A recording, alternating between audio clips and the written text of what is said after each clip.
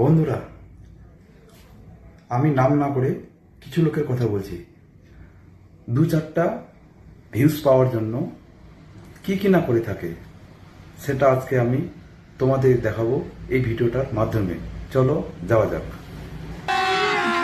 अभी मजा आएगा ना भिड़ो। लेकिन ये साला कर क्या रहा है यहाँ पे? कौन है बे? ये क्या है?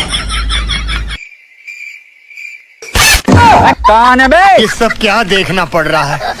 अच्छा है मैं अंधा हूँ। यहाँ पे क्या हो रहा है? कौन है? দাঁড়ান দাঁড়ান দাঁড়ান, আরো আছে, আরো দেখাচ্ছি।